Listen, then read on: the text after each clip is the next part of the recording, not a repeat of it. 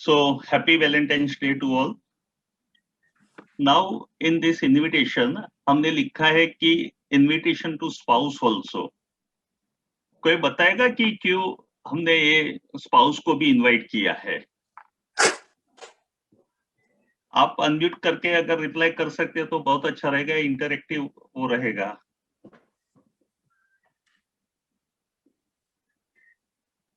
कोई बता सकता है?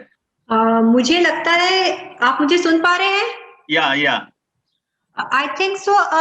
मेल जो होता है he is an equal partner in the females life, and female जो मेनोपॉज जब एक्सपीरियंस करती है तो उसके मूड स्विंग्स होते हैं, सेक्सुअल उसका रिग्रेशन होता है, सब कुछ होता है, तो वो मेल को भी अंडरस्टैंड करना चाहिए कि क्या है। So he can both of them can understand each other और कोहिबिट एक दूसरे के साथ बहुत अच्छा कर सकते हैं और एक दूसरे को सपोर्ट कर सकते हैं। और ये मेनोपॉज इज समथिंग मेल भी एक्सपीरियंस करते हैं और फीमेल भी एक्सपीरियंस करती हैं और वो एक दूसरे को बहुत ब्यूटीफुली मैनेज कर सकते हैं। बहुत अच्छा, आपने बहुत अच्छा बताया, very good. I personally feel कि इसके अंदर एस्ट्रोजन और प्रोस्ट्रोजन तो कम हो ही रहा है, so at some time you are going towards a sexual regression also. आप पीछे पीछे जा रहे हो towards, you are not enjoying the sexual life also, so the male has to understand it. और जो मूड स्विंग्स होते हैं, जो एंजाइटीज होती हैं, जो सब कुछ होता है, दैट हैज टू बी, और वो मेल भी एक्सपीरियंस कर रहा है, पर मेल थोड़ा लेट एक्सपीरियंस करता है, फीमेल उसके हार्मोन्स जल्दी पीछे चले जाते हैं। नहीं, बहुत अच्छी बात बताई आपने कि एज ए लाइफ पार्टनर की इसमें जरूरत रहती है, उनकी भी समझदारी बहुत जरूरी होती है। Anybody else want to share?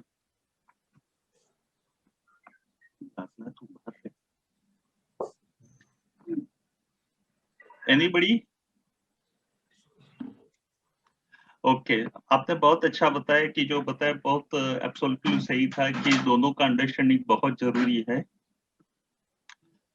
और बहुत कम लोग जानते हैं कि जिस तरह से फीमेल में मेनोपॉज होता है उसी तरह मेल में भी होता है। हाँ, और उसको बोलते हैं एंड्रोपोज। और एंड्रोपोज क्यों होता है? तो जो मेल में टेस्टोस्टेरोन हार्मोन होता है वो gradually after the age of 40 वो डिक्लाइन शुरू होता है। तो मेल में टेस्टोस्टेरोन हार्मोन की कमी की वजह से एंड्रोपोज या तो मेल मेनोपोज शुरू होता है। एंड ये प्रोसेस सडन नहीं होती है, बहुत ग्रेजुअली एवरी ईयर थोड़ा टेस्टोस्टेरोन ड्रॉप होगा। तो कई बार मेल में पता ही नहीं चलता है। जिस तरह से फीमेल में प्रोमिनेंट है मेनोपोज, उस तरह से मेल में इतना प्रोमिनेंट नहीं होता है। तो ये पता कब चलेगा? तो उसकी हम टेस्टोस्टेरोन की वैल्यू चेक करेंगे, जो नॉर्मल वैल्यू है 300 to 1000।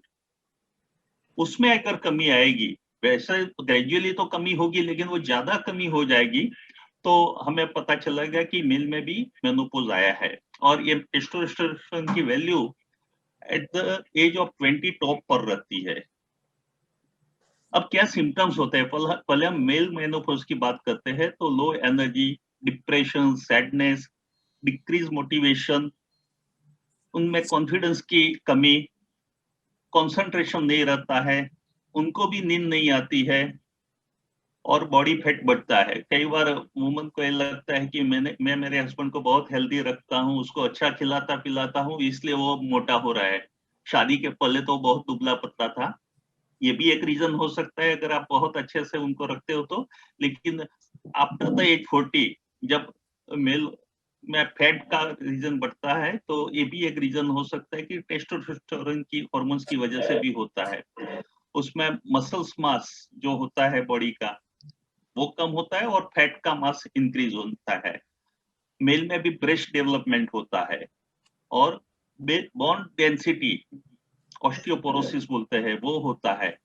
और मेल में भी सेक्सुअल प्रॉब्लम शुरू होते हैं, इच्छा कम होना, जल्दी डिस्चार्ज होना, और जो उनकी रिप्रोडक्शन मतलब फर्टिलिटी जो उनका ये है मेन, वो भी कम हो जाता है। तो जो स्पर्म है वो भी बोलो तो आप वीक हो सकते हैं। तो जो उसके रिप्रोडक्टिव ये है फेज, उसमें भी प्रॉब्लम आ सकता है।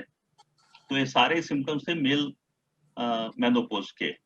आप यहाँ पिक्चर में देख सकते हैं कि जो लेफ्ट साइड है वो जहाँ टेस्टोस्टेरोन ऑप्टिमम है, प्रॉपर है, तो कॉन्फिडेंस दिखाई देगा, उसका माइंड शार्प रहेगा, हैप्पी दिखाई देगा, मसल्स मल्स बहुत अच्छे होंगे, उसका हार्ट भी बहुत हेल्दी होगा, उसका लिबिडो सेक्स डिजायर प्रॉपर होगा और बोन भी अच्छे होंगे। और जो राइट साइड में दिखाई दे रहा है टोटली ऑपोजिट होता है।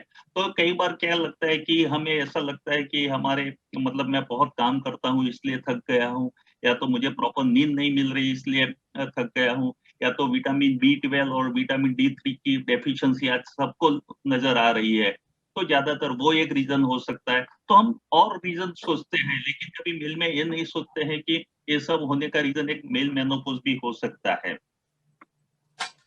तो उसकी ट्रीटमेंट क्या होती है? तो उनको एक्टिव होना पड़ेगा, मतलब अपनी लाइफस्टाइल में जो चेंज होगा वो करना पड़ेगा, उनको एक्टिव होना पड़ेगा, योगा, एक्सरसाइज, फूड, ये सब के बारे में तो अभी वैशाली मैडम और मंजू मैडम बात करेंगे ही। लेकिन स्ट्रेस मैनेजमेंट, नींद पूरी चाहिए, बैलेंस डाइट चाहिए, और एक हार्मोनल थेरापी भी है कि टेस्टोस्टेरोन एज ए हार्मोन हम ले सकते हैं, लेकिन ये कितना लेना चाहिए वो अभी बहुत चर्चा का विषय है, क्योंकि उसकी साइड इफेक्ट भी बहुत होती है। तो मैं तो मानता हूँ कि लाइफस्टाइल चेंज से अगर आप जितना अपने आप को अर्ली मेनोपॉज से अवॉइड कर सकते हो वो रहना चाहिए। तो ये थी पूरी मिल की बातें। अब हम वुमन की बात करते हैं। तो जो फीमेल्स में तो कब कब चेंज होता है, मतलब उनकी लाइफ में काफी चेंज पीरियड आते हैं। एक तो प्यूबर्टी, प्यूबर्टी मतलब एट द एज ऑफ 14 जब पीरियड की शुरुआत होती है तब उसको प्यूबर्टी बोलते हैं। उसके बाद रिप्रोडक्टिव एज, मतलब जब वो पूरा उसका पीरियड्स वगैरह रेगुलर होता है, वो बच्चे करने की क्षमता रखते हैं। क्लाइमेट्रिक पीरियड मतलब जब पीरियड्स बंद हो जाता है, मेनोपॉज बोलते हैं। एल्डरली मतलब पोस्ट मेनोपॉज। और प्रेगनेंसी, डिलीवरी, ये सारे जो एज है उस सब होने का रीजन यही है कि उसकी बॉडी में कुछ ना कुछ हार्मोनल चेंजेस होते हैं। तो जो वुमन है वो काफी बार अपनी लाइफ में हार्मोनल चेंजेस से गुजरती है, और इसीलिए ही उसकी लाइफ में काफी चेंजेस आते हैं हार्मोन्स की वजह से ही। आप इस स्लाइड को देख सकते हैं, इसमें स्त्री अपने पुरुष को बोल रही है, मैन अब तू पॉज हो जा, मैन तू अब पॉज हो जा, मतलब तू अब आराम कर, तू बंद हो जा, क्योंकि अब मैं मेनोपॉज में आ गई हूँ। ये जो स्लाइड है वो पेल्विक ऑर्गन्स की है, रिप्रोडक्टिव ऑर्गन्स, जिसमें आप ओवरी 2 देख सकते हो, फैलोपियन ट्यूब देख सकते हो, और बीच में जो है बड़ा वो यूट्रस है। तो हर मंथ ये ओवरी में से एक ओवम निकल के यूट्रस में आता है। तो ये फैलोपियन ट्यूब और यूट्रस में कहीं पर भी उसको पुरुष से आया हुआ स्पर्म और ये ओवम दोनों का अगर मिश्रण हो जाता है तो वो प्रेगनेंसी में कन्वर्ट हो जाता है। तो एवरी मंथ या तो इस ओवरी से, राइट में से, या तो लेफ्ट में से एक ओवम अलग होता है। अगर उसको स्पर्म नहीं मिला, यानी कंसेप्शन नहीं हुआ, तो वो ब्लीडिंग के रूप से पूरा इस बॉडी की इतनी बहुत अच्छी आप बोलो तो कुदरती रचना है कि अगर स्पर्म नहीं मिला तो वो पूरी जो बेड तैयार हुई होती है वेलकम करने के लिए स्पर्म और ओवम के इसको कंसेप्शन को, वो पूरा खाली हो जाता है और मेंसिस के रूप से बाहर निकल जाता है। तो जो ये ओवरी है उसका बहुत बड़ा रोल है स्त्री की लाइफ में, क्योंकि वो उसके 2 काम है। एक तो मैंने बताया वो एक उससे होता है, एग्स निकलता है जिसको ओवम बोलते हैं, और यही हार्मोन्स इस्ट्रोजन एंड प्रोजेस्टेरोन जो हार्मोन्स है वो भी यहाँ से ही बनते हैं। तो production of oestrogen and progesterone hormone वो भी यहाँ से ही है।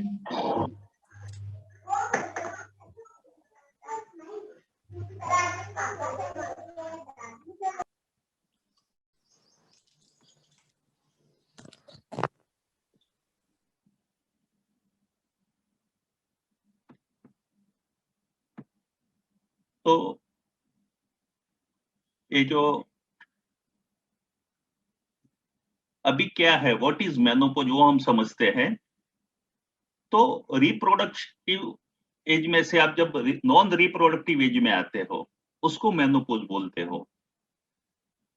एंड ऑफ मंथली साइकिल, जहां पीरियड्स बंद हो जाते हैं, उसको मेनोपॉज बोलते हैं। ये अनअवॉइडेबल चेंज है, मतलब every woman will experience it. मतलब जैसे हमें कैटरेक्स आता है, हमारे बाल वाइट होते हैं, इस तरह से वुमन में मेनोपॉज आता ही है। ये डेट कौन सी होती है? तो जब आपका लास्ट पीरियड्स आया, वो आपकी मेनोपॉज एज होती है। सपोज आपको एक पीरियड्स आया मार्च 2020 में, उसके बाद आपको 6-8 महीने पीरियड्स नहीं आए, लेकिन अभी जनवरी में अगर 26 जनवरी को आपको पीरियड्स आए, तो ये जो एज है, वो मतलब 26 जनवरी, ये डेट आपको मेनोपॉज की एज मानी जाएगी। तो जब तक आपके पीरियड्स चालू है, तब आप मेनोपॉज एज में नहीं हो, प्री मेनोपॉज एज में हो।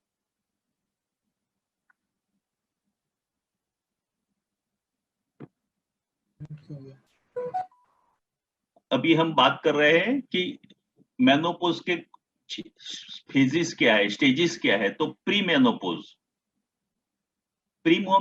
किसको कहते हैं? तो it is life before menopause, जब सब कुछ रेगुलर है, पीरियड्स रेगुलर है, आप चाइल्ड मतलब फर्टाइल भी हो सकते हो, children, sex hormone, oestrogen, progesterone, ये सब जब स्टेडीली बैलेंस होता है, इसको प्री मेनोपॉज बोलते हैं। ये बहुत हेल्दी लाइफ रहती है, जो मोस्ट ऑफ द आप बोल सकते हो कि बिफोर 40 ईयर्स के पहले की जो लाइफ है, जहां सब कुछ रेगुलर है, नॉर्मल है। पेरीमेनोपॉज, ये एज यूजुअली 40 ईयर्स से शुरू होता है, एंड ये लास्ट 40, मतलब मेनोपॉज आए तब तक चलता है। मतलब यहाँ से 40 से पीरियड, मतलब हार्मोन्स का लेवल कम होता है, इसलिए कुछ ना कुछ बॉडी में कुछ सिम्टम्स आने लगते हैं। अभी मेनोपॉज नहीं आया है, पीरियड चालू है, लेकिन वो नॉर्मल नहीं है, उसका लेवल, जो हार्मोन्स का लेवल है, वो कम होता जा रहा है। तो ये नॉर्मल लेवल नहीं होने की वजह कुछ न कुछ सिम्टम्स आप एक्सपीरियंस कर रहे हैं। तो स्टार्टिंग इन द 40 साल के बाद ये शुरू होता है। लेकिन ऐसा नहीं है कि आप पेरी मेनोपॉज में आ गए तो आप बच्चा नहीं कर सकते हो, या सब कुछ बंद हो गया है। अगर इसमें भी आप प्रेग्नेंट हो सकते हो, अच्छा अगर सब कुछ मूड भी सही रह सकते हैं। ऐसा जरूरी नहीं कि 40 आ गए इसलिए सब कुछ बंद हो गया है, लेकिन ये पेरी मेनोपॉज वो मेनोपॉज के पहले का ही स्टेज है, जहां से कुछ गड़बड़ होना शुरू होता है स्त्री की लाइफ में। Now menopausal phase. तो age of menopause between 45 to 55, ये जनरल एज है कि 45 से 55 के एज के बीच लेडीज मेनोपॉज में आ जाती है। अब मेनोपॉज की डेफिनेशन क्या है? मेनोपॉज की डेफिनेशन ये है कि आपको लास्ट पीरियड आए, उसके 12 महीने तक अगर कोई पीरियड्स नहीं आया, up to the 12 month continuous आपको पीरियड्स नहीं आए, तो आप बोल सकते हो कि आप मेनोपॉज में आ गए हो। तो ये एक डेफिनेशन है कि 12 महीने तक अगर आपने 1 साल तक पीरियड्स एक्सपीरियंस नहीं किया, उसका मतलब है कि आप मेनोपॉज हो गया आपको। और पोस्ट मेनोपोजल मतलब मेनोपोज के बाद का टाइम। तो ये 4 है, pre menopause, peri menopause, menopause and post menopause. ये 4 मेनोपोज को आप ग्रुप में डिवाइड कर सकते हैं। क्या होता है पेरीमेड? अभी हम सिम्टम्स देखते हैं। जो पेरीमेनोपोज होता है, कोई बताएगा क्या क्या सिम्टम्स आप फेस करते हो यूजुअली जब मेनोपोज एज में, पेरीमेनोपोज एज में? आप कोई अपना एक्सपीरियंस शेयर करना चाहते हो? Hot flushes, night sweats. Very good. Hot flushes, night sweat. Okay. Anything? आप अनम्यूट कर सकते हो अपने आप को। आप अनम्यूट करके आंसर दे सकते हैं। Sir, mood swings also. Mood swing, very good. And sleep disturbance, sleep Sleep disturbance, very good. Chest burn, stomach burn. Okay, heart burn, stomach burn, acidity feel होगा। तो हम अभी देखते हैं कि क्या क्या सिम्टम्स हम जनरली, आपने बहुत अच्छा रिप्लाई किया है, हम देख लेते हैं। मेरे को तो गैस्ट्रिक प्रॉब्लम भी आया था। ओके, गैस्ट्रिक प्रॉब्लम भी डेवलप हुआ था इससे। हाँ मेनोपॉज। हाँ Sometimes headache feeling. हाँ, हेडेक है, गैस्ट्रिक प्रॉब्लम है, कुछ प्रॉब्लम है ना कि नींद नहीं होने की वजह से भी होते हैं, जो आपने हाँ। बताया ना, गैस्ट्रिक प्रॉब्लम या हेडेक। आदमी नींद की जो पैटर्न होती है ना, वो जितनी डीप स्लीप पहले आती थी ना, उतनी डीप स्लीप अब नहीं आती है। ओके, मतलब you tend to get up after 4 hours, आप एकदम उठ जाते हो। जैसे आप 12 बजे सोए तो आपकी 4 बजे तो नींद खुलेगी। या मैडम, कई बार क्या होता है कि ये हॉट फ्लशिश आते हैं, या तो उसको नाइट स्वेट बोलते हैं, उसकी वजह से भी नींद खुल जाती है, और फिर नींद आने में भी प्रॉब्लम होता है। तो हम एक एक करके अभी सिम्टम्स देखते हैं कि irregular periods, More sensitivity. Mood swing, बराबर है। तो इरेग्युलर पीरियड्स में क्या होता है, आपका पीरियड्स अनप्रिडिक्टेबल हो जाए कि मतलब आपको कुछ डेट एक्सपेक्ट ही नहीं कर सकते, डिटेक्ट भी नहीं कर सकते कि आपको हर 25 दिन में मेंसेस आएगा, कोई बार जल्दी भी आएगा, 15 दिन में भी आ जाएगा, हो सकता है कि कई बार 1.5-2 महीना 3 महीने के बाद भी पीरियड्स आ जाएगा। तो अनप्रिडिक्टेबल पीरियड्स हो जाते हैं, not only time wise but flow में भी। कई बार बहुत ज्यादा फ्लो होगा, कई बार बहुत स्केंटी मेंसेस होगा, कई बार पीरियड्स भी स्किप हो जाएगा। तो काफी इरेगुलरिटीज डेवलप होती है इसमें पीरियड्स में। ये सबसे पहला सिम्टम्स है पेरीमेनोपॉज का। हम जो भी अभी डिस्कस कर रहे हैं पेरीमेनोपॉज में, जब पीरियड्स के पहले आफ्टर द 40, जब आपके हार्मोन्स लेवल कम होना शुरू होता है, तब से आप देख सकते हो हॉट फ्लशिश। आप विंटर में भी आपको अचानक गर्मी लगेगी, ऐसा लगेगा कि मैं एसी चालू करूं या फैन चालू करूं। तो हॉट फ्लशिश है, बहुत कॉमन सिम्टम्स है। अभी आपने सबने बताया इस तरह से स्लीप प्रॉब्लम, मैंने बताया कि या तो हॉट फ्लशिश या तो नाइट स्वेट की वजह से भी स्लीप डिस्टर्ब होता है, या तो इन जनरल भी आप मूड स्विंग की वजह से भी डिप्रेशन फील करते हो, इसलिए भी आपकी स्लीप डिस्टर्ब होती है। तो insomnia is one of the common symptoms of menopause, perimenopause. आप देख सकते हो कि एक साइड बहुत हैप्पी मूड है, दूसरी साइड काफी सैड मूड है। तो मूड स्विंग आप प्रिडिक्ट, जैसे पीरियड्स को प्रिडिक्ट नहीं कर सकते हो, इस तरह से आपके मूड को भी आप प्रिडिक्ट नहीं कर सकते हो कि घर में बच्चे बोलते हैं कि मम्मी पता नहीं कब गुस्सा करेगी या कब हंसेगी, हम सोच ही नहीं सकते हैं।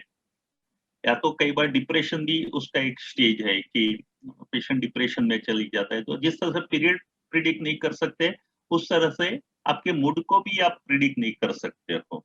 Sudden change of mood, mood swing जिसको बोलते हैं। और ये सिर्फ पेरीमेनोपॉज का सिम्टम्स नहीं है, मैंने मेरी प्रैक्टिस में बहुत सारे पेशेंट में देखा है कि पीरियड्स आने के पहले, जिसको पीएमएस बोलते हैं, पीरियड्स आने के पहले भी वो लोग ये सब एक्सपीरियंस करते हैं। या तो किसी को ब्रेस्ट पेन होगा, या तो किसी के मूड स्विंग होंगे, ये सब काफी चेंजेस उस वक्त भी फील होते हैं। डॉक्टर साहब, एक चीज पूछनी थी आपसे, हाँ, इसमें क्या वुमेन का मसल लॉस भी होता है क्या? हाँ, वो हम आते हैं आगे। अभी आपको दिखाई देगा जिस तरह से मेल मेनोपॉज में भी मसल्स लॉस होता है, उस तरह से इसमें भी मसल्स लॉस होता है। इवन कैल्शियम बोन लॉस भी होता है, मतलब जिसको ऑस्टियोपोरोसिस बोलते हैं, हम ले लेते हैं इसमें। और ये मैडम ने बहुत अच्छा किया कि लास्ट में क्वेश्चन आंसर सेशन भी रखा है, तो आप आपके क्वेश्चन के साथ तैयार रहना। यहाँ देख सकते हो कि बीच में जो लेडी है बहुत अच्छे मूड में है, एक साइड डिप्रेस मूड में है, एक साइड इरिटेट मूड में है। तो अनप्रिडिक्टेबल ये मूड सारे होते हैं। वजाइनल एंड ब्लैडर प्रॉब्लम, ये भी एक बहुत अच्छा इसका सिम्टम्स है कि ड्राइनेस, जो वजाइनल पार्ट होता है उसमें ड्राइनेस हो जाती है, इसकी वजह से इंटरकोर्स इज पेनफुल। और साथ में उसकी इफेक्ट ब्लैडर पे भी होती है। यूरिनरी और वजाइनल इन्फेक्शन भी बहुत कॉमन हो जाता है बिकॉज ऑफ द ड्राइनेस। और इनकंटिनेंस ऑफ यूरिन, मतलब अगर औरत खांसी भी खाएगी तो भी उसको यूरिन पास हो जाएगा, या तो छींक खाएगी, जोर से हंसेगी तो भी यूरिन पास हो जाएगा, क्योंकि जो उसके मसल्स है पेल्विक ऑर्गन के वो पूरे वीक हो गए हैं, मतलब उसमें स्ट्रेंथ नहीं रही है। तो ड्राइनेस ऑफ द वजाइना और ब्लेडर में भी उसकी effect, looseness of the bladder, उसकी वजह से कंट्रोल। हाँ सर, ये ड्राइनेस ऑफ वेजाइना का कुछ ट्रीटमेंट किया जा सकता है क्या? नहीं, देखो इसके लिए आप लोकल जेली वगैरह अप्लाई कर सकते हैं, ऑयल या जेली बिफोर इंटरकोर्स। बाकी पर्टिकुलर कोई ट्रीटमेंट नहीं है, क्योंकि सर, मैं 38 इयर्स की हूँ और हाँ। मुझे अक्टूबर से पीरियड नहीं आया है। मुझे बस यही सिम्टम आ रहा है, वेजाइनल ड्राइनेस, और जो अभी आप इस स्लाइड में शो कर रहे हैं। हाँ, तो हो सकता है, क्योंकि ये ड्राइनेस ये आपके, ये समझ लो कि इसकी वजह से ही है कि आपके कुछ हार्मोन्स, ये कोई फिक्स एज नहीं है कि 40 एज के बाद ही मेनोपॉज शुरू होगा, मतलब कभी भी शुरू हो सकता है। वो मैंने आगे भी ये मेरी स्लाइड में आपको देखने मिलेगा कि ये हेरिडिटरी भी है, फैमिली हिस्ट्री पे भी डिपेंड रहता है। मैं जी आपको सर। बताता हूँ, आपको मिलेगा। लेकिन ड्राइनेस ऑफ वजाइना और उसकी वजह से पेनफुल इंटरकोर्स और सर यूरिन कंट्रोल के लिए कुछ ट्रीटमेंट? डायरेक्ट ट्रीटमेंट नहीं है, लेकिन कुछ एक्सरसाइज है कि जैसे हम स्टूल को होल्ड करते हैं उस तरह से आप उसको होल्ड करो तो आपके मसल्स स्ट्रांग होंगे। और मुझे लग रहा है कि मंजू मैडम बताएंगे कि उनके पास कुछ योगा भी होंगे ऐसे कि जो पेल्विक ऑर्गन को स्ट्रांग कर पाए, तो शायद उनके सेशन में हम देख पाएंगे उसको। मेडिसिन ट्रीटमेंट नहीं है सर कुछ नहीं, इसका? ट्रीटमेंट कुछ नहीं, क्योंकि ये सारा प्रॉब्लम मेनली यही है कि हार्मोन्स कम होने की वजह से ही है। तो आप उसको स्लो डाउन कर सकते हो, ऐसा नहीं कि एकदम ठीक हो जाओ, लेकिन जी। लाइफस्टाइल चेंजेस से, या तो कुछ होम्योपैथिक ट्रीटमेंट भी ऐसी है, या तो कुछ योगा से आप ये सब चीज को स्लो डाउन कर सकते हो। जी, थैंक यू सर। तो डिक्रीज इन फर्टिलिटी मतलब अभी आपकी एबिलिटी, जो माँ बनने की एबिलिटी है वो कम हो जाती है। अब हम देखो कि 40 ईयर्स से ये प्रॉब्लम शुरू होता है, और आज लोग, हमारी दिकरी बच्ची बेटियां क्या करती है, अपने करियर के पीछे इतने ओरिएंटेड हो जाते हैं कि वो 30 के बाद तो शादी का सोच रहे हैं, और करियर को इतना इंपॉर्टेंस देते हैं कि वो खुद एक स्ट्रेस में रहते हैं।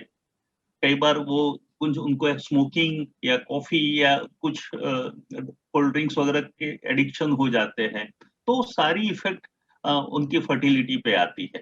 तो ये बातें हमें अपनी बेटियों को, बहू को बताना चाहिए कि किस एज पे मैरिज करना चाहिए और किस एज पे अच्छे से अच्छे आप फर्टाइल होते हो।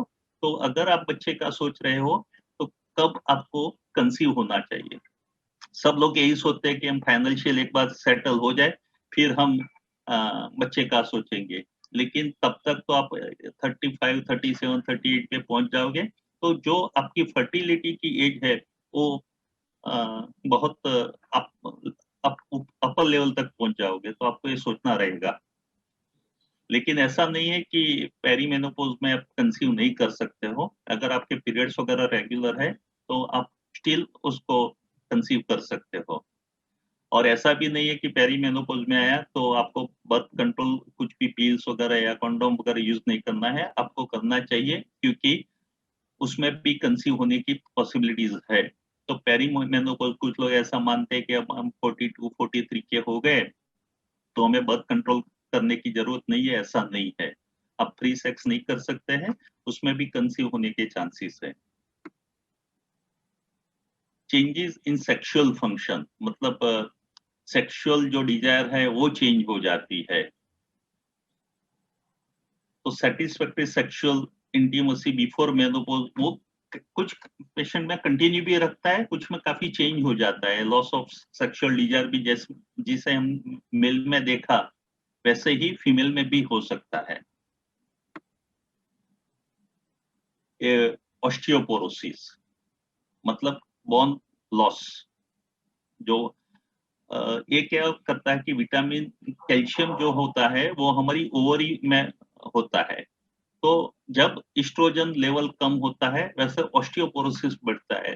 तो मैं हर एक वुमन को सजेस्ट करता हूँ कि जब आप मेनोपॉज में आ जाओ तो आपको एडिशनल कैल्शियम लेना ही लेना पड़ेगा, चाहे वो डाइट के, जैसे वैशाली मैम बताएंगे हमें कि डाइट में हम किस तरह से कर सकते हैं। Sunlight is also a good source for vitamin D and calcium, बनाना है, ये सब है। तो हमें ये ध्यान रखना पड़ेगा कि अगर ऑस्टियोपोरोसिस ज्यादा हो गया तो हमारी क्या हालत हो सकती है।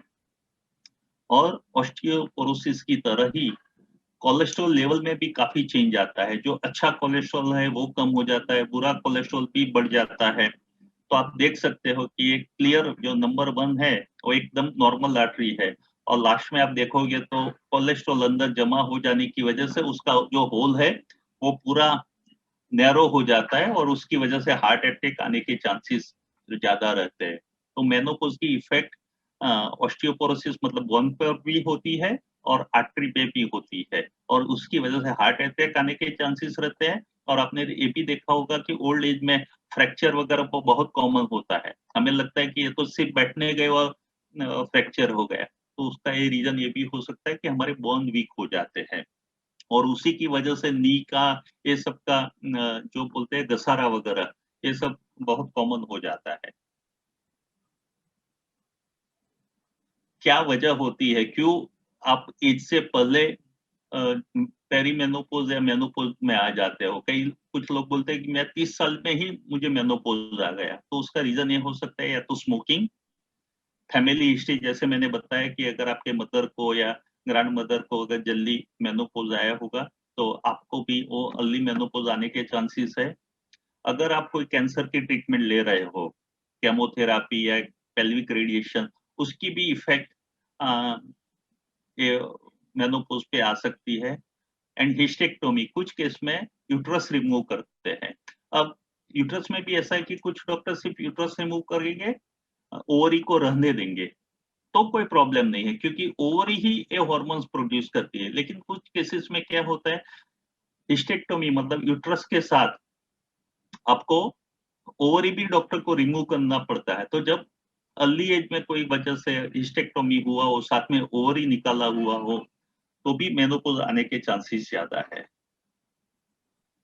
क्या ट्रीटमेंट है, तो हार्मोनल थेरेपी, जैसे जो हार्मोन्स की कमी है वो बाहर से आप लो, लेकिन इसमें भी बहुत एलोपैथिक जो हार्मोन्स है उसमें भी बहुत कॉन्ट्राडिक्शन है कि लेना चाहिए कि लेना नहीं लेना चाहिए।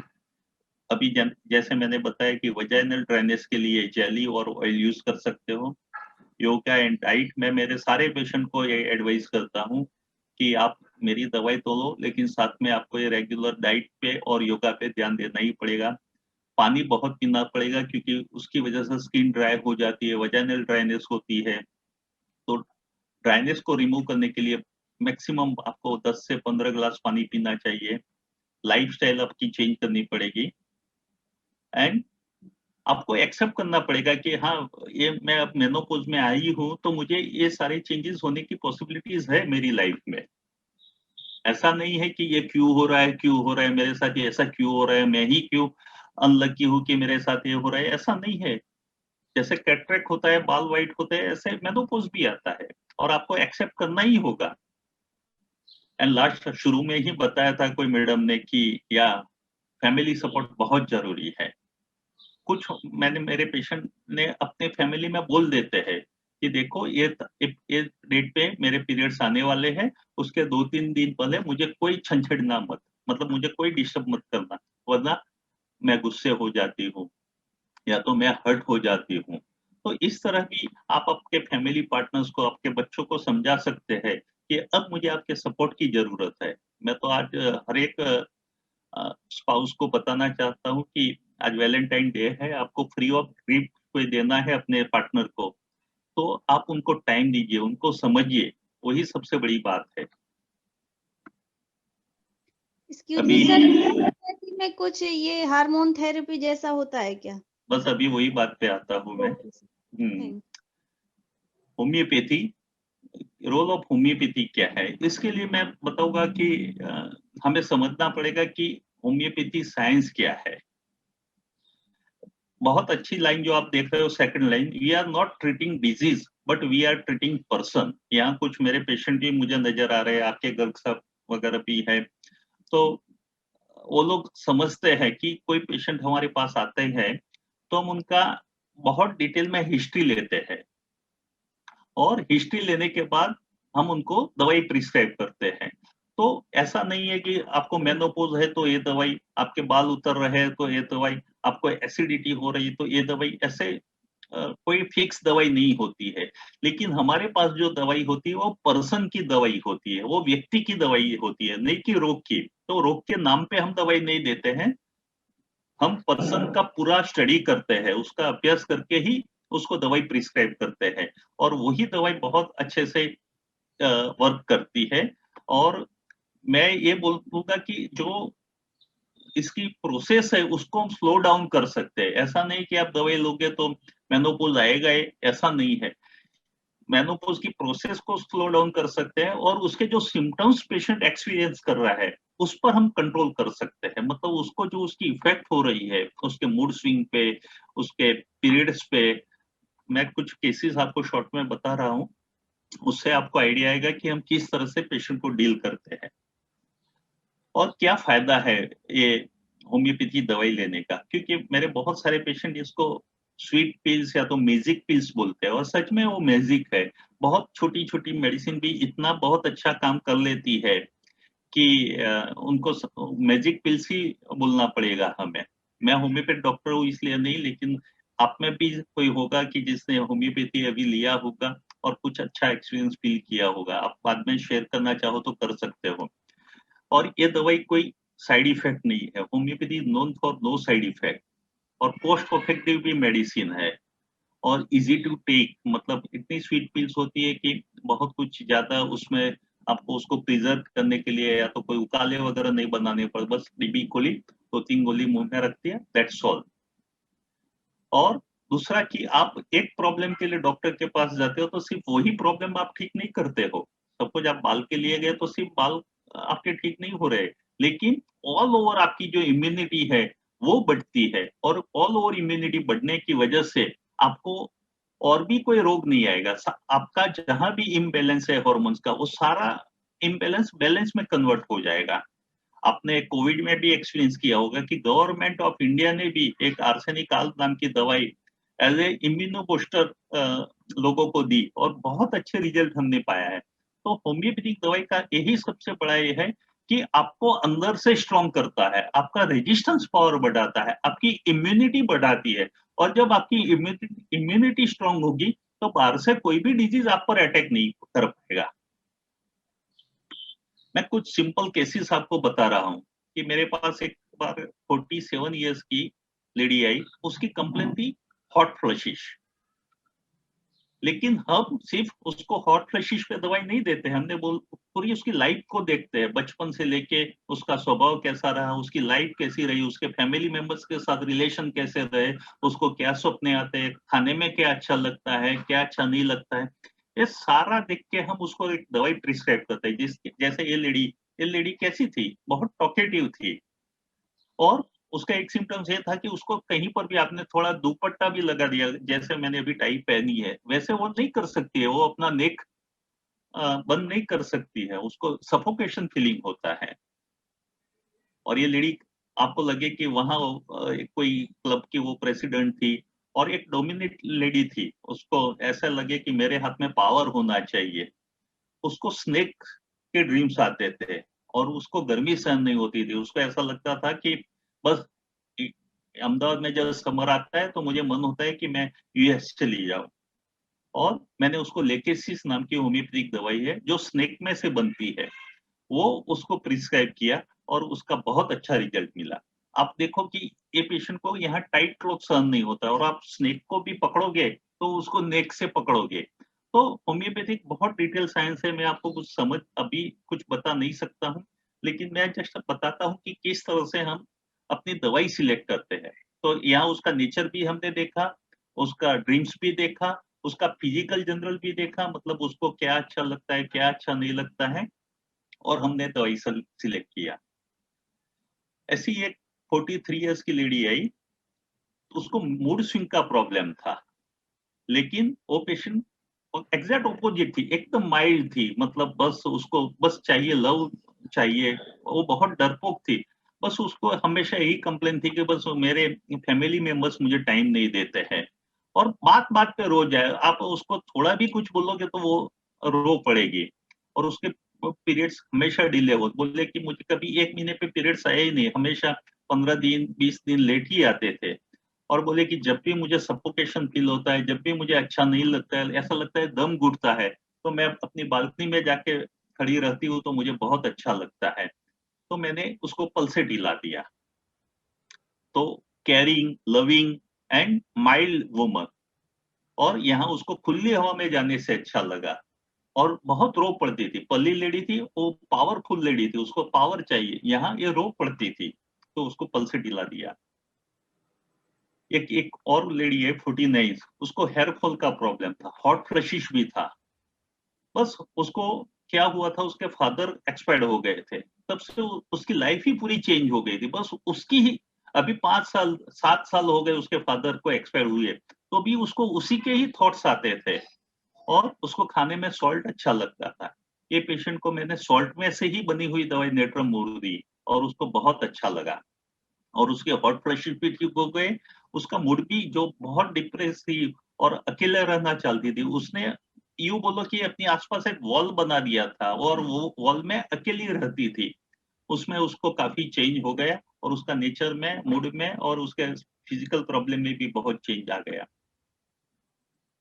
एक लेडी है 41 इयर्स की, तो उनको पैसे की ज़रूरत है, मतलब जो उसके हस्बैंड कमाते हैं उसमें से पूरा नहीं होता है, तो उसको काम करना पड़ता है, और पूरा दिन ऑफिस में वर्क करके आए, मतलब जॉब में काम करके आए, और फिर घर की रिस्पॉन्सिबिलिटी, बच्चे तंग करते हैं, तो थोड़ा भी कोई तंग करता है तो काफ़ी इरिटेट हो जाती है, और उसको ऐसा फीलिंग होता है कि मेरी वजाइना से नीचे के पोर्शन में मेरे शरीर के ऑर्गन्स बाहर आ जाते हैं, जैसे वो लूज़ हो गए हों। साथ में बैकएक रहता है, और हस्बैंड सेक्स का बोले तो भी वो ना बोल लेती थी। बोले साहब मेरे में ताकत ही नहीं है, मैं पूरा दिन काम करती हूँ, घर सँभालती हूँ, बच्चों को ये सँभालूँ, मेरी शरीर ही मुझे साथ नहीं देता है, मुझे इतना बैकएक हो रहा है। तो मैं हस्बैंड को क्या सेक्स के लिए, वो और चिढ़ जाती थी जब भी अपने हस्बैंड सेक्स की डिमांड करे तो। तो मैंने उसको सेपिया नाम की होम्योपैथिक दवाई दी। और लास्ट केस मैं शेयर कर रहा हूँ आपको। एक लेडी को फाइब्रॉइड यूट्रस था, मतलब यूट्रस में आपको पता है कि गांठ है। और एक बात, अभी ये टॉपिक निकला है तो मैं बता दूं कि सारी यूट्रस की गांठ कोई कैंसर में कन्वर्ट नहीं होती है। आप बहुत ध्यान रखना कि अगर आपके गायनेकोलॉजिस्ट बोले कि आपको गांठ हुई है तो उसका ऑपरेशन करवा लो, तो कोई जरूरत नहीं है। दूसरा कि कोई भी गांठ बॉडी में हो तो कैंसर की गांठ है, वो भी मानना जरूरी नहीं है। तो उसको फाइब्रॉइड भी था, और उसकी वजह से उसको बहुत हेवी पीरियड्स आते थे, और साथ में उसको कान में से आवाज आती थी जिसको टिनिटस बोलते हैं। और वो काफी रिलीजियस बन गई थी, मतलब उसको अब हर रोज भगवान का नाम लेना और ये सब, उसको ये लगता था कि ये सेक्स करना तो पाप है, और उसकी वजह से वो सेक्स अवॉइड करती थी। और जब भी सेक्स अवॉइड करती थी तो साथ में उसको गिल्ट फील भी आता था कि मैं मेरी ये ड्यूटी है कि मुझे मेरे हस्बैंड की डिजायर सेटिस्फाइड करना चाहिए, और मैं नहीं करती हूँ, तो उसका गिल्ट भी आता था, साथ में रिलीजियसनेस भी था, और कई बार सुसाइडल थॉट्स आते थे। तो मैंने उसको ऑरम मेट करके एक दवाई आती है होम्योपैथिक में, वो प्रिस्क्राइब किया, और उसके बहुत अच्छे रिजल्ट मिले मुझे। इस तरह से कुछ पेशेंट है कि बहुत सस्पिशियस पेशेंट होते हैं, उसके लिए सिमी-सी हुआ। मैंने एक पेशेंट देखा था, वो वाइफ अपने हस्बैंड की इतनी सस्पिशियस हो गई कि उसको भी था कि मैं, मेरा नेचर ऐसा नहीं था, मेरे हस्बैंड ऐसे नहीं है, लेकिन मैं मेरी सस्पिशियसनेस को, जो मेरी शंकाशील स्वभाव है, उसको कंट्रोल नहीं कर पाती हूँ। तो उसकी वजह से मैंने उसको सिमी-सी फुगा दिया। कुछ लेडीज़ में इंक्रीज़ सेक्सुअल डिज़ायर हो जाती है, तो एक काली ब्रोम, स्किन ड्राई हो जाती है, चीरे हो जाते हैं, पैर में चीरे हो जाए तो वहाँ ग्रेफाइटिस। और एक लेडी तो इतनी वायलेंट एंगर उसमें आता था कि चीज़ों को तोड़-फोड़ कर दूँ, इतना उसमें वो आ जाता था वायलेंस। उसको मैंने हायोसाइमस नाम की दवाई देके भी ठीक किया। तो आपने देखा कि अलग-अलग सिम्पटम्स के हिसाब से हम अलग-अलग दवाई देते हैं। तो लास्ट में यही मैं सेंटेंस बोलना चाहूँगा, शायद मुझे लग रहा है मेरा टाइम खत्म हुआ है, अभी और 2 स्पीकर को भी बोलना है। तो होम्योपैथी इज़ कंप्लीट साइंस, ये सिर्फ मेनोपॉज़ की नहीं, लेकिन ये कोई भी डिजीज हो, सर्दी से लेके कैंसर तक के कोई भी डिजीज में होम्योपैथिक बहुत इफेक्टिव है। तो बस मैं इतना ही कहूंगा कि आप आपकी लाइफ में होम्योपैथी को अपनाइए और देखिए कि ये मैजिक पिल्स क्या आपकी लाइफ में जादू करती है। तो मैडम, शायद मैंने ज्यादा टाइम लिया है, बट मैं अभी मेरा ये लेक्चर यहाँ ही खत्म करता हूँ। Manju madam, It was a wonderful session. In fact, indeed a very informative session. In fact, हमें पता ही नहीं था कि we thought like menopause, maybe 1 or 2 medicines you must be mixing or you should be prescribing this or that. But it's an eye opener for us कि इतने details में, depending upon the symptoms, you prescribe these wonderful medicines. So Thank you. this is wonderful, and I will consult you for sure, sir. Thank you very much. तो मैं आपको बताती हूँ कि menopause में आपको कौन कौन से फूड लेने चाहिए, which are rich in calcium, omega-3 fatty acid, almond. You must be aware about all this food. But एक और है जो सुपर फूड है, जिसका नाम आप सबने शायद सुना होगा, स्पिरुलिना। स्पिरुलिना, जिससे स्पिरुलिना हमको टैबलेट फॉर्म में भी मिलता है, पाउडर फॉर्म में मिलता है।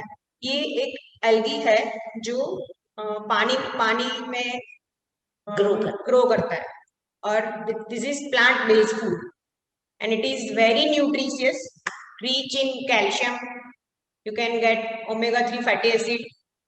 तो हमको कैसे लेना है? अगर हम जैसे स्टार्ट करते हैं इनिशियल स्टेज पे, तो we have to take only 1 pinch of spirulina, जो हम सूप में डाल के ले सकते हैं। You can make smoothie, you can add in salad. So it is helpful for, जिस सर ने बताया कि हमारा मसल लॉस हो जाता है मेनोपॉज में, तो it is rich in protein also. दिन में हम एक बार 10 ग्राम से ज्यादा नहीं लेना है, एटलीस्ट 10 ग्राम ऑफ स्पिरुलिना हम ले सकते हैं। ऑनलाइन भी अवेलेबल है, उसके पाउडर फॉर्म भी है, टैबलेट फॉर्म भी है। बाकी है broccoli, oats, cucumber, chia seeds, carrot, chickpeas, watermelon, ham seeds, walnut, flax seeds. These all are easily available in the market. So we have to start this in our daily lifestyle. और ये है कि हमें क्या avoid करना है और what we can eat during our menopause. जैसे कि सोया प्रोडक्ट, हमें हाई प्रोटीन फूड लेना चाहिए फॉर अवर जो मसल लॉस है, फॉर वेट लॉस के लिए। जैसे हम बताया कि हमारा जो मेटाबॉलिज्म स्लो डाउन हो जाता है, तो हमें वेट रिडक्शन के लिए ज्यादातर ये जो बेली पार्ट है, वहां पे मेनोपॉज के टाइम पे हमारे जो बेली पार्ट पे फैट ज्यादा ग्रो होता है। तो soya product, beans and legumes, whole grains जैसे कि ओट्स आ गया, होल व्हीट ब्रेड आ गया। You can take food rich in calcium, जैसे कि मिल्क प्रोडक्ट्स है, curd, milk. Broccoli itself is rich in calcium. आप जैसे तिल है, तिल में भी ज्यादा कैल्शियम रहता है, तो that you can have. Jaggery, और जो foods which are rich in vitamin D, that also you can take. Now food which you have to avoid, that is sweets. You don't have to take 1 spoon sugar per day. You have to cut down your sugar intake. अगर किसी को cravings हो रही है, तो they can have jaggery before with meal or after meal जब भी sweet cravings हो रही है, but totally you have to avoid all processed foods. So white sugar, you mean? Yes. They have White to cut down sugar. white sugar and use jaggery. Yes. You can have stevia also. And you have to avoid all cold drink, spicy food. जैसे कि ये जो spicy food है, उसी से हमें ये ज्यादातर हॉट फ्लशेस की प्रॉब्लम होती है। जो ये सारी चीज हम जैसे हमारे डाइट में कट डाउन कर देंगे, कोल्ड ड्रिंक है, स्पाइसी फूड है, तो this will definitely helpful in reducing our hot flushes problems. So omega-3 fatty acid, जैसे कि हमें फ्लैक्स सीड्स है, आलमंड्स है, उसमें से हमें ओमेगा 3 फैटी एसिड मिलता है. These are the natural sources of omega 3 fatty acid. You can have omega 3 fatty acid capsules also. जो लोग वेजिटेरियन है उन लोग को फ्लैक्स सीड्स है, आलमंड है, that they can have. Flax seeds को हम कैसे ले सकते हैं? अगर हम उसको ज्यादातर रोस्ट करेंगे ना तो उसका न्यूट्रिशन कंटेंट कम हो जाएगा, तो हमको उसको सेकना नहीं है और ऐसे ही आप ले सकते हैं.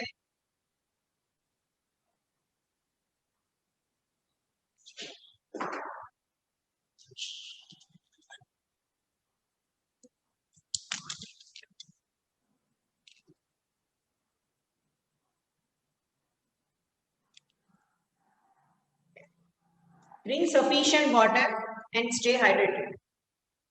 जैसे कि हमें रात को ज्यादातर स्वेटिंग हो रहा है, उसकी वजह से नींद नहीं आ रही है, हमें जैसे एक मैडम ने बताया था कि 4 घंटे में नींद खुल जाती है, तो it might be because of हमें स्वेटिंग हो रहा है. तो अगर हम थ्रू आउट डे इफ ज्यादातर जो हमें 8 to 10 ग्लासेस ऑफ वाटर लेना चाहिए, so we have to take sufficient water to stay hydrated. But उसमें कोल्ड ड्रिंक, कोक, कोला वो सब नहीं लेना है. You can have water which you can add chia seeds also for increasing our protein requirement. Cold drink, juices नहीं लेना है. You can have buttermilk. You can have buttermilk before your lunch, after your lunch, not with lunch. You can add buttermilk in your diet. Avoid eating spicy foods and caffeine. Fatty foods, caffeinated food and drink, and spicy food, that totally you have to avoid. अगर जैसे हमें fast food या junk food सबको पसंद होता है, तो we can change our cooking pattern. जैसे कि हमें सैंडविचेस पसंद है, तो we can take in a whole wheat bread में बना दिया. जैसे पिज्जा खाना है, जैसे बताया कि मेनोपॉज में क्रेविंग ज्यादा होती है, तो हम भाखरी पिज्जा बना के भी ले सकते हैं. और जैसे वीट है, जैसे कार्बोहाइड्रेट्स कम लेना है हमको, क्योंकि मेनोपॉज में वेट गेन ज्यादा हो जाता है, तो लो कार्ब फूड ले सकते हैं, ग्लूटेन फ्री फूड ले सकते हैं. जैसे कि हमें वीट अवॉइड करके हम वीट की जगह पे we can switch to millets, जैसे कि ज्वार है, रागी है, बाजरा है, वो हम ले सकते हैं. क्योंकि अगेन जैसे बताया कि ragi it's rich in calcium, इसमें ऑस्टियोपोरोसिस भी हो सकता है, होता है, तो we have to eat calcium rich food. तो instead of wheat if we switch our grain to the ragi, उसमें से हमें कैल्शियम एंड आयरन दोनों मिलता है. तो हम रागी के खाखरा बना सकते हैं, रागी की चपाती बना सकते हैं. Yes, heart healthy diet. So menopause में हमें जैसे हमारा कोलेस्ट्रॉल लेवल बढ़ जाता है, बैड कोलेस्ट्रॉल कम हो जाता है, so we have to follow heart healthy diet, जिसमें हमें हमारा हार्ट हेल्दी हो. जैसे कि गार्लिक है, is good for our heart. Flax seeds है, which is again good for our heart. Oily foods हमको अवॉइड करने हैं. ड्राई जो हम ज्यादा डीप फ्राइड फूड्स खाते हैं वो अवॉइड करना है. बटर अवॉइड करना है, मायोनीज नहीं लेना है. सो ये सारी चीजें हैं, ये सारे डाइट है जो हमारे हार्ट को अनहेल्दी बनाते हैं. So we have to cut down this thing and we have to eat more fruits and vegetables, seasonal fruits and vegetables, and no डब्बा, नो पैकेज फूड. यस. और वो भी नहीं कि चलो ये सब्जी कटी हुई बाजार में मिल रही है, हमें तो मेहनत करनी नहीं है, एवरीथिंग इज रेडी, बट वो नहीं लेना है. The thing which is coming in a wrapper we should avoid. Yes. That is what I keep it in mind. Even sprouts भी आजकल मिल रहा है. Yes. तो वो भी नहीं करना है, हमें घर पे ही स्प्राउट्स बनाना है और कंज्यूम करना है. ऐसे नहीं कि रेडी मिल रहा है वो ले लो. Now maintain healthy weight. So मैं आपको एक रूटीन, एक डाइट चार्ट बताती हूँ जो आप मॉर्निंग से लेकर डिनर तक ले सकते हैं, which will help you in maintaining your healthy weight. Morning, as you wake up, take 2 glasses of warm water. After 15 to 20 minutes, take 4 to 5 soaked almond and walnut overnight.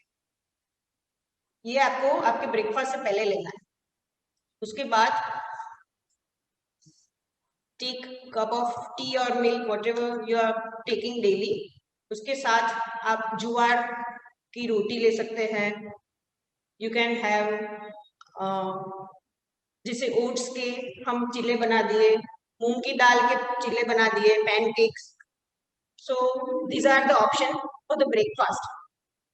After you have to take something after your breakfast and lunch.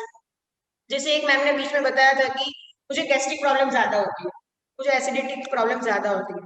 तो कई बार क्या होता है कि if there is too much of gap between your two meal, it also lead a gastric problem. तो we should take a small meal rather than the 3 large one. So you have to take, you can take fruits, seasonal fruits. You can take buttermilk in between your breakfast and lunch, but don't take fruit juices. Any local seasonal fruit you can have. फिर lunch में you can have jowar roti or you can have ragi roti with sabji, with dal, but don't take rice and roti together. If you want to take rice, then take rice and dal only, not mix it with roti and rice, right?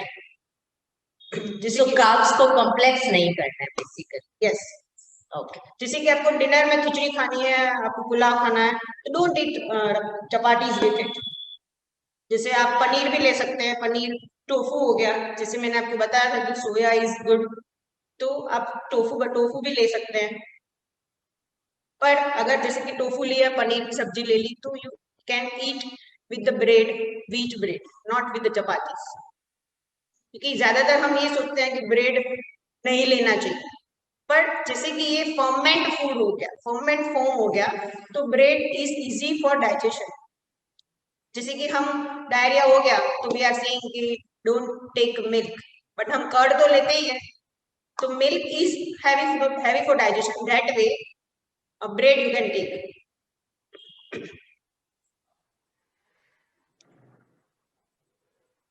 So these are the list of phytoestrogen rich food.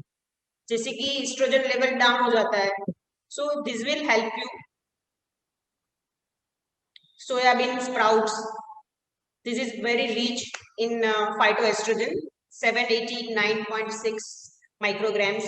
Garlic, winter squash, जिसे हम कोड़ू बोलते हैं, बस उसी type का एक सब्जी है ये। Green beans, collared, collared is a look like a cabbage के जैसे लीव्स होते हैं ना, वैसे होता है, बट ये इंडिया में अवेलेबल नहीं होता है easily.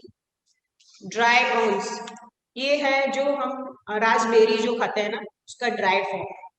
Peaches, strawberries, Raspberry, watermelon, these are the phytoestrogen foods. Now this is, we have to reduce intake of processed sugar and carbs. जैसे कि जो bad, there are two type of carbs, good carbs and bad carbs. तो bad carbs है जो हम brownies खाते हैं, cake है, पिज्जास है, व्हाइट ब्रेड है, आइसक्रीम है, जो सारे sweets, they are bad carbs. And good carbs are all vegetables, fruits, जैसे कि बनाना है, कॉर्न है। You can have brown bread ले सकते हैं, व्हाइट नहीं लेना है, और मल्टीग्रेन भी नहीं लेना है। You can have whole wheat और ब्राउन ब्रेड और oats bread. So this is the difference between bad carbs and good carbs.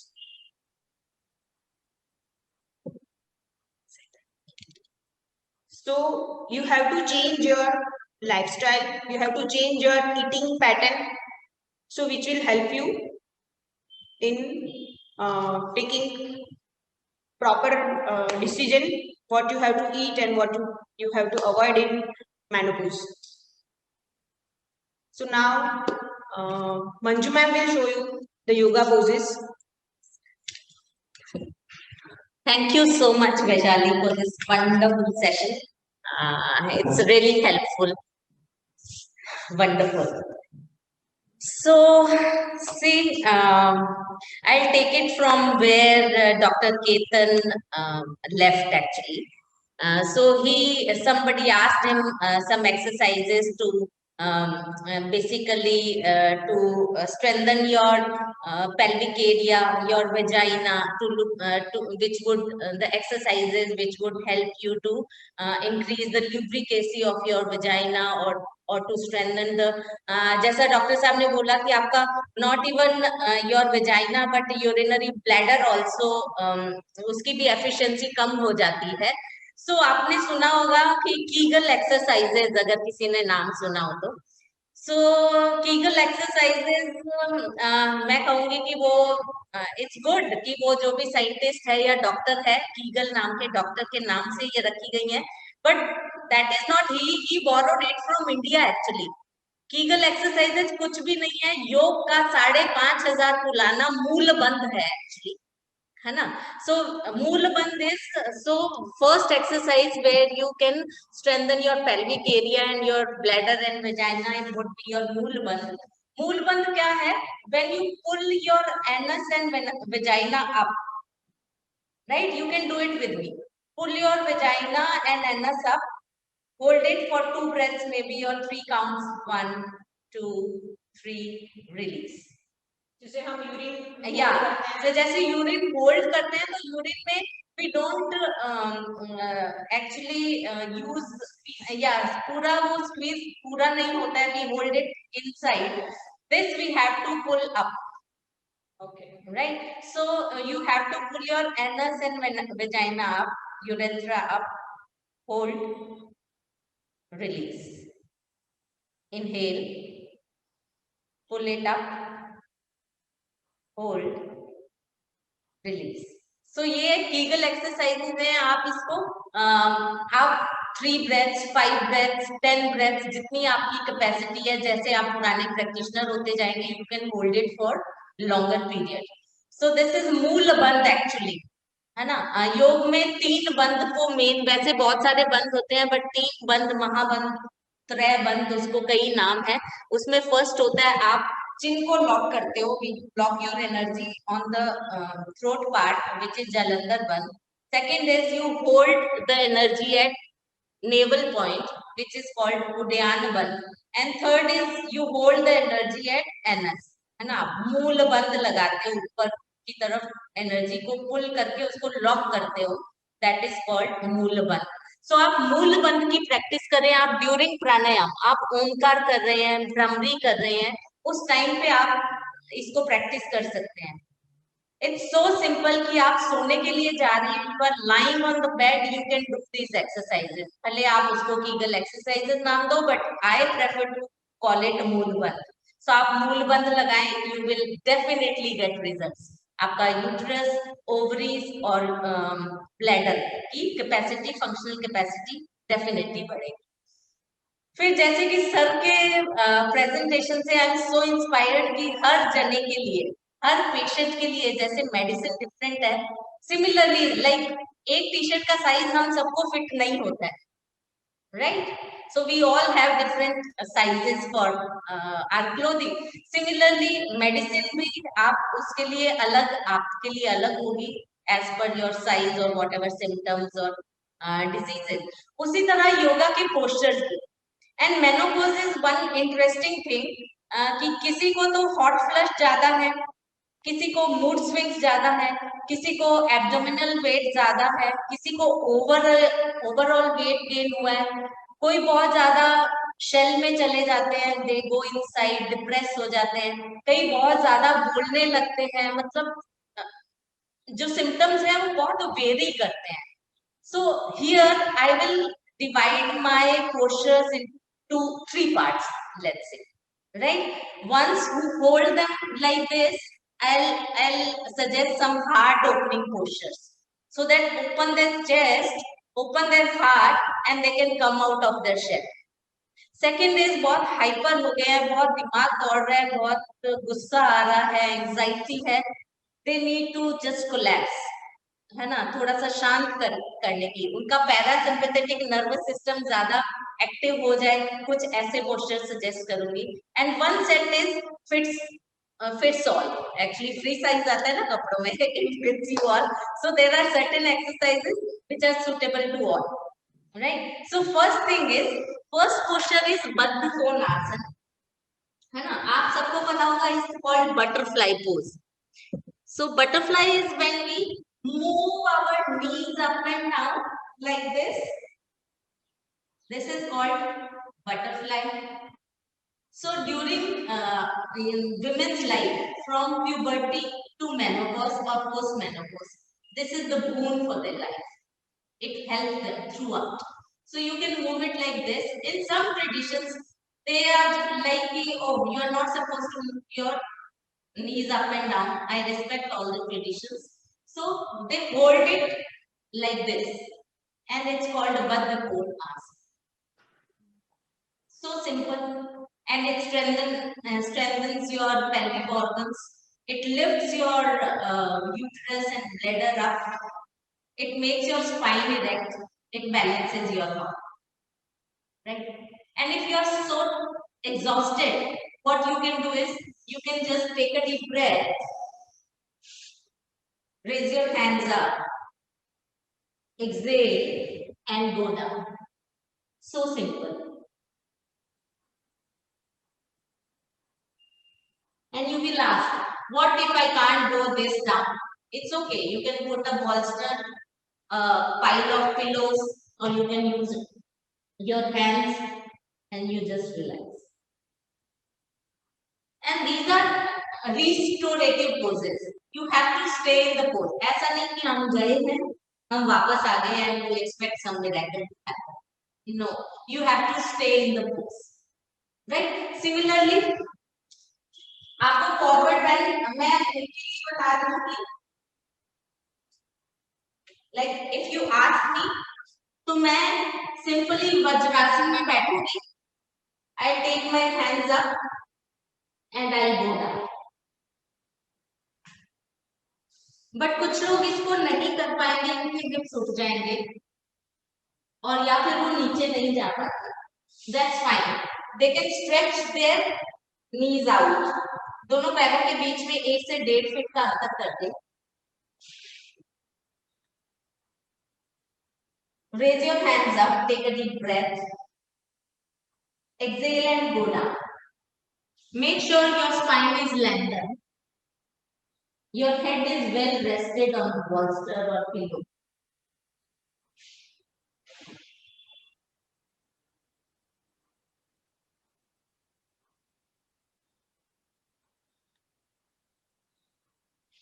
Right? If you have more flexibility, you can just go. Stay. Stay in this pose for 1 to 2 minutes. It is very magical like that.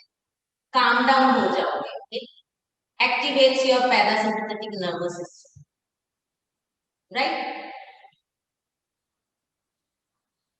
जैसे कि sir ने बोला कि pelvic floor muscles को strengthen करना is good for menopause. So what you can do is you just squat. वैसे उत्कट आसन होता है ये वाला, but here it won't help. You have to do malasan types. You just squat fully. What you can do is you just push your tummy out. Naval को बाहर की तरफ पुश करना है. You can see the side view, है ना? Usually हम ऐसा बैठते हैं. So this is bad. My spine is collapsed. What you have to do is straighten your spine. Push your knees out with your triceps. Elbows से आप बाहर की तरफ पुश करें. नमस्ते की मुद्रा में हाथ रखें and straight करें अपनी spine. Believe me, you sit in this pose for 30 seconds or 1 minute, you will get to know what it does to your spine, what it does to your pelvic area. So hormones को balance करना है, वो तो इसके साथ होगा ही होगा, but साथ ही साथ अगर आप कॉन्स्टिपेटेड हैं, इनडाइजेशन है, गैस है, उसको भी आप इस सिंपल पोज से एड्रेस कर सकते हैं. राइट? बहुत सिंपल पोजेस मैं आपको बता रही हूँ कि वैसे तो 100 पोजेस है इसको करने के, बट आई अज्यूम कि ज्यादातर इसमें because you are going through a lot actually emotionally also. So again you need to open your chest also, right? तो chest open के लिए बद्धकोण already आपके hormones को balance करता है, pelvic को strengthen करता है. So what you can do is आप इस तरह से bolster को hip के पास रखें, बद्धकोण में आप इस तरह से बैठे and you lie down on the bolster. You can put some support under your head also so that your chin is lifted. Your hands on your pelvic area, on your ovaries, or you can put it on your uterus area also. So you can heal yourself. So it's very restorative. आप 15 minute तक इसमें सोने से पहले. Just stay in the pose, calm and composed. You can just keep your hands like this. Expand your hands. Open your chest.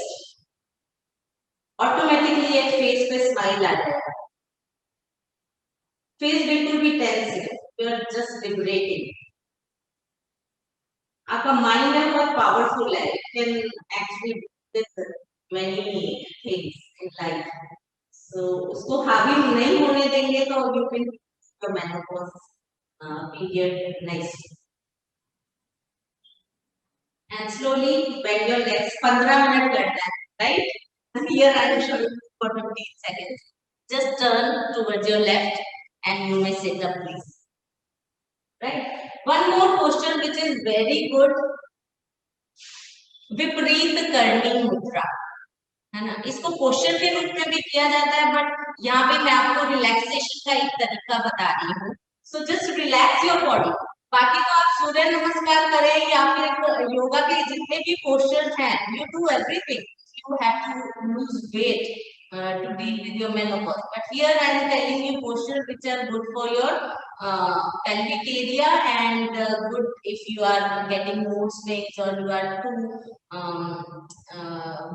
feeling low or you have mood swings or hot flushes. So ये cool down exercises या yoga postures है.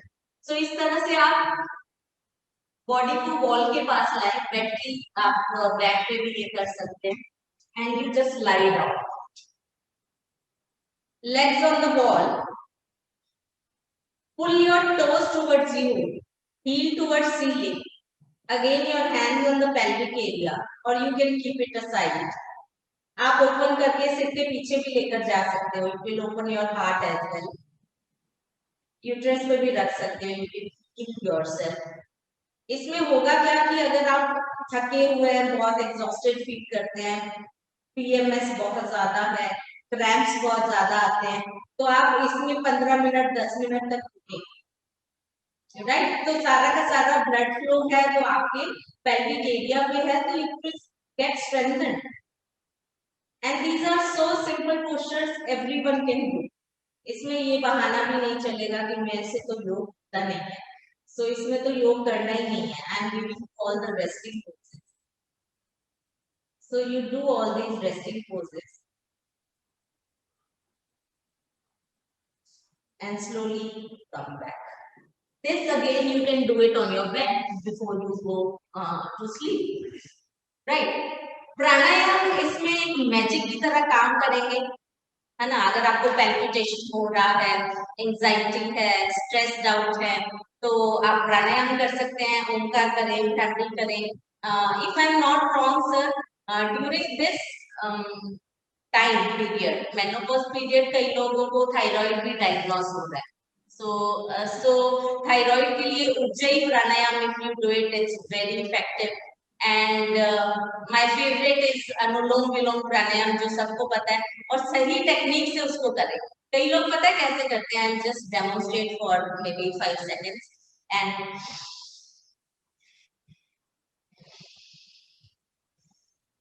ये फायदा करने के बजाय नुकसान ही करने वाला है.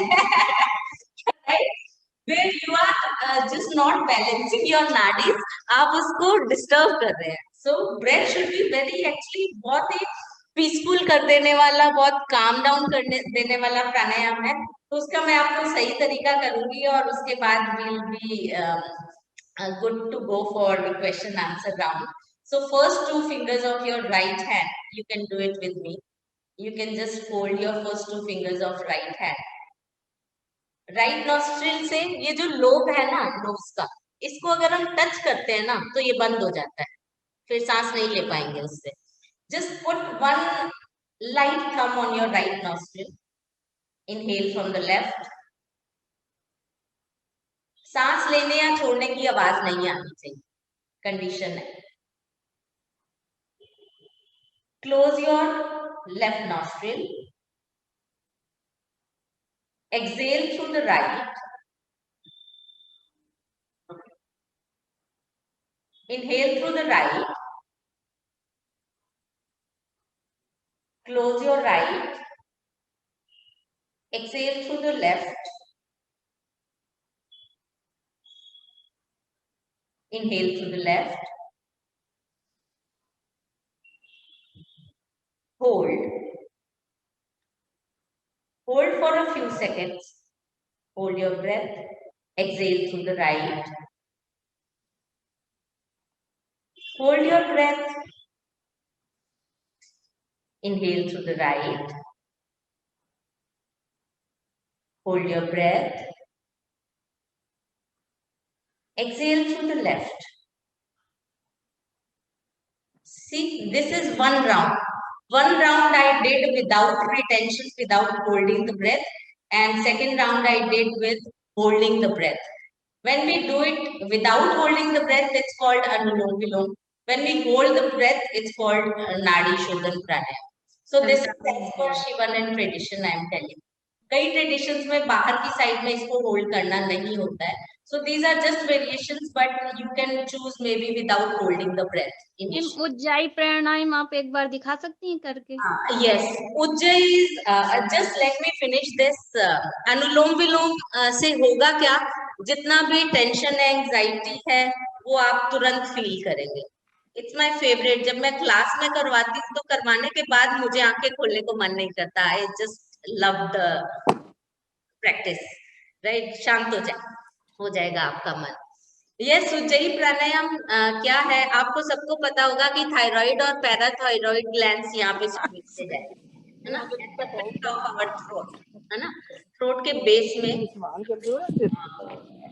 थायराइड एंड पैराथायराइड ग्लैंड्स है. Let me mute. सो आपको इनहेल करना है नोज से, एक्सहेल करना है नोज से, but your breath should touch the base of your throat, pit of your throat. थोड़ा सा एडवांस प्राणायाम है, मैं फोकस कर रही हूँ अपने थ्रोट पे. You can see.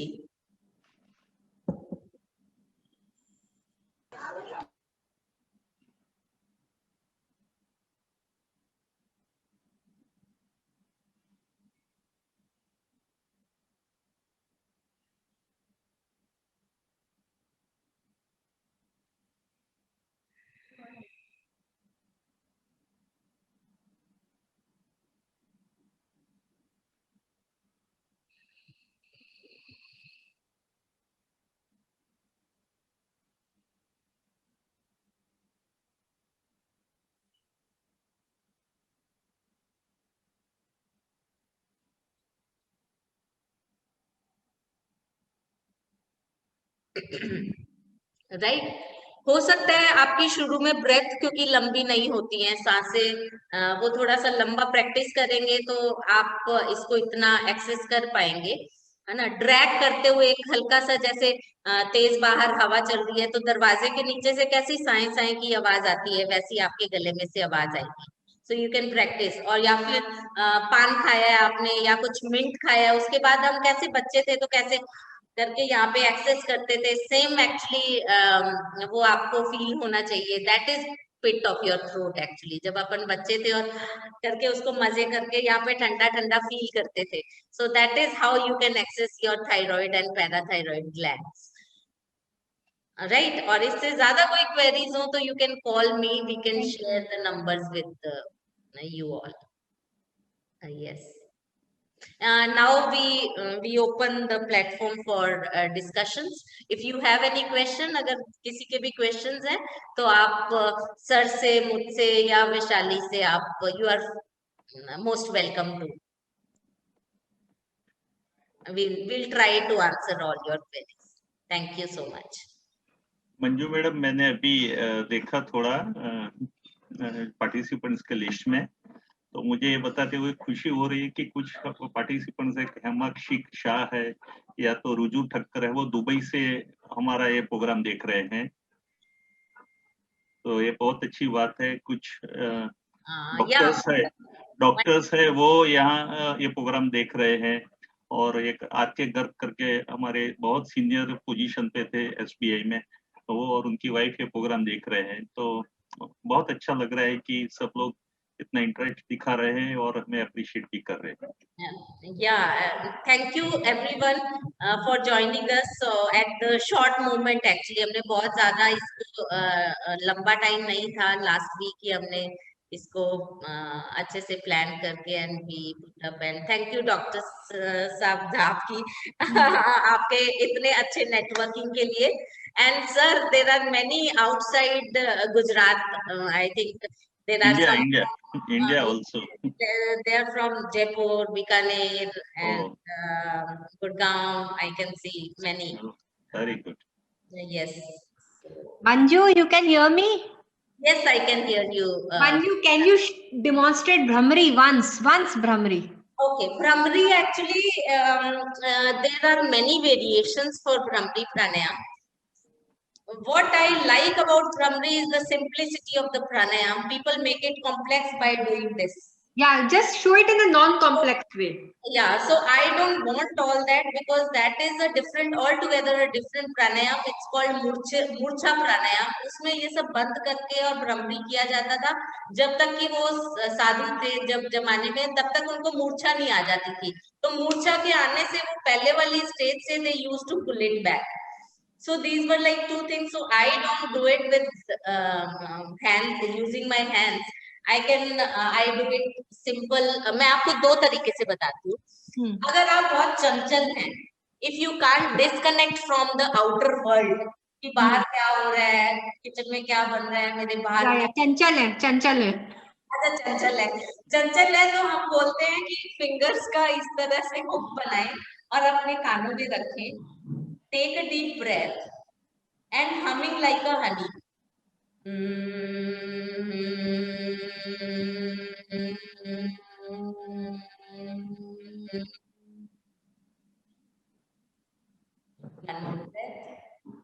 When you breathe in, your tummy has to go out. इसमें आपको abdomen breathing करें तो ही फायदा ज्यादा अच्छा होगा। Abdomen breathing करेंगे तो what happens is, जो आपके alveoli है सर, lungs के chambers, they get full with oxygen and they push the diaphragm down और आपका tummy बाहर आता है ना। तो जितने प्राणायाम मैंने आज डिस्कस किए उसमें abdomen breathing करेंगे तो ज्यादा बेनिफिट, राइट। सो अगर आपको if you can manage without plugging your ears, तो आप इसको सिंपल ज्ञान मुद्रा में इस तरह से hands को थाइस पे रख के and you can do humming like a honey bee. Thank you.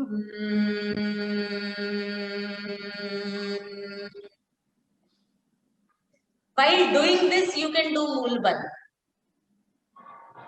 Right. तो वो आपका टाइम बच जाएगा एंड आप प्राणायाम का फायदा ले रहे हैं, अपने ब्रेन को काम डाउन कर रहे हैं, ब्रेन को मैक्सिमम ऑक्सीजन दे रहे हैं, साथ के साथ you are strengthening your pelvic area also, your organs also. Excuse me ma'am. Yes Vedika. Ma'am, मेरे को भी मोनोपॉज में टमी बहुत बाहर आता है, उसके लिए कुछ योगा? सी वही मैंने अगर बोला आपको कि अगर आपको वेट ज्यादा बढ़ गया और फैट ज्यादा हो गया, you have to do all the poses which we can't demonstrate in today's session because it would be like then 1 hour yoga session. So you can contact me for that and I'll definitely share the poses with you. Ma'am excuse me, number आपका? आप किसके through है वेदिका? Ma'am sir के through है sir. Sir please आप अपने number डाल दीजिए। और we can share number right now in the chat box also. Yeah, I am writing in the chat box. Okay.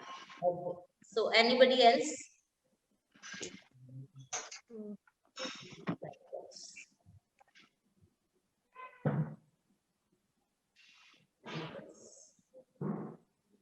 Anybody else?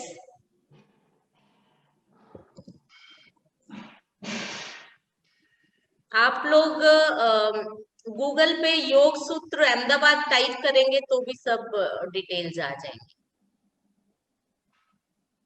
I am sharing my number.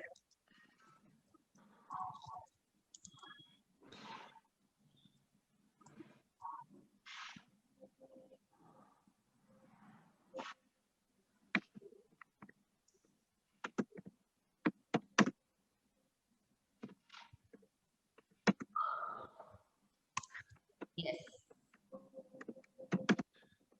Yes, anyone else? Hi Uday for joining us. Hello, actually मुझे sir से एक question पूछना था ma'am. हाँ जी. हाँ.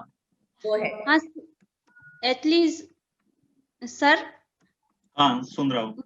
पूछना था जैसे अब मेरा 8-9 मंथ से पीरियड नहीं आया है ना, तो अगर ये मेनोपॉज है और मुझे कोई प्रॉब्लम नहीं हो रहा है तो कुछ ट्रीटमेंट लेने की जरूरत है? कुछ जरूरत नहीं है, और अब अभी और 3 महीना वेट करिए. हमारी एज ए डेफिनेशन के हिसाब से अगर 12 महीना तक पीरियड्स नहीं आए आपके तो आप मेनोपॉज में आ गए हो. और अगर आपको कोई प्रॉब्लम नहीं है तो लेने की जरूरत नहीं है ट्रीटमेंट. लेकिन हाँ, जैसे ये कैल्शियम डेफिशिएंसी और कोलेस्ट्रॉल वगैरह को ध्यान में रखना चाहिए, और हेल्दी लाइफ और हेल्दी फूड जैसे भी वैशाली मैडम ने हाँ, बताया एक्चुअली सर उस मेरी तरह से एज लेना अभी चाहिए. 38 ही है, तो ऐसा मुझे कुछ ऐसा सिम्टम नहीं आ रहा है, केवल वेजाइनल ड्राइनेस का आ रहा है. वो आपने बता ही दिया उसका सॉल्यूशन. हाँ. तो अगर कुछ प्रॉब्लम नहीं है तो कुछ इसमें ट्रीटमेंट रिक्वायरमेंट नहीं है? नहीं है. आप हेल्दी डाइट लीजिए और पानी ज्यादा पीजिए. पानी बहुत अच्छी बात है लेना. सर आपका सेशन बहुत बढ़िया था, मैम के योगा से भी काफी हेल्प मिली. मैं जरूर ट्राई करूंगी. Thank you Akanksha. Thank you sir. Sir can you hear me? Sir आप सुन पा रहे हैं मुझे? या मैत्री.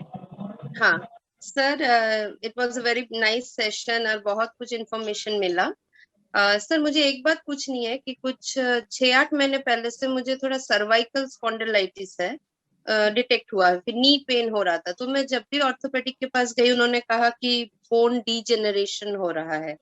तो ये क्या मेनोपॉज की वजह से ही हुआ? Because food and calcium rich diet तो लेती हूँ हमेशा. आपकी एज कितनी है? अभी 45 है. 45 है. तो नेचुरली कि 45 में थोड़ा तो कैल्शियम कम होता ही है बॉडी में. और क्या है कि सिर्फ वही रीजन नहीं है, मतलब ये भी है कि कैल्शियम और विटामिन डी की डेफिशिएंसी भी हो सकती है.